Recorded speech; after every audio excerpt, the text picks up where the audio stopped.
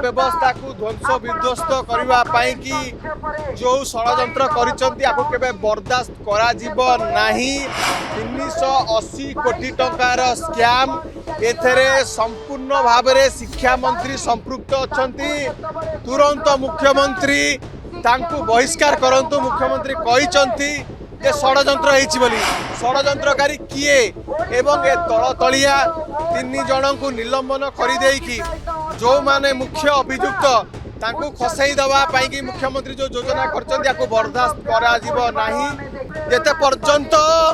इस्तीफा दे ना ये आंदोलन ये थमिबार नहीं क्या मंत्री इस्तीफा आमे मागी आसुचु आज युव छात्र संघर्ष समिति मध्य से आह्वान करिछि आमे तांकु पूर्ण समर्थन दवा पाई कि एठी शामिल हेइछु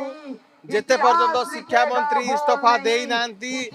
ये आंदोलन आहुरी तीव्र तीव्रतर हब दुर्बार हब एवं एमाने शिक्षा व्यवस्था को ध्वंस विध्वस्त करने कि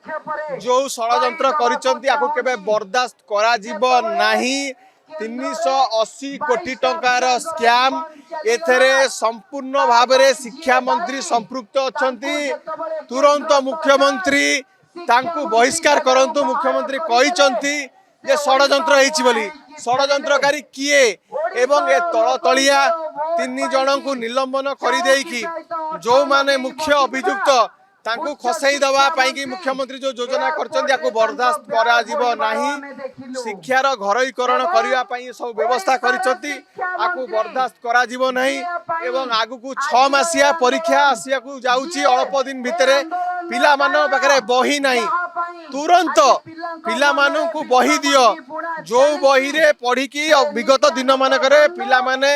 डाक्टर इंजीनियर आईएएस होती से ही बही को पुनः प्रचलन करा जाऊ जेते पर्यंत इस्तीफा दे ना ये आंदोलन ये थमिबार नहीं देखंतु यही भलिका संगठन सब गढ़ी उठिलानी आगु बहुत जोरदार आंदोलन हबो एवं बिजु जनता दल मध्य बिजु युव छात्र जनता दल शिक्षा बंच आंदोलन करुची सी मध्य आगु को भयंकर रूप नवा को जाउची विधानसभा समय ता पूर्वरु आमे आशा करूचु ए सरकार रो चेतना उदय हबो एवं एमाने इस्तीफा देबे एवं जो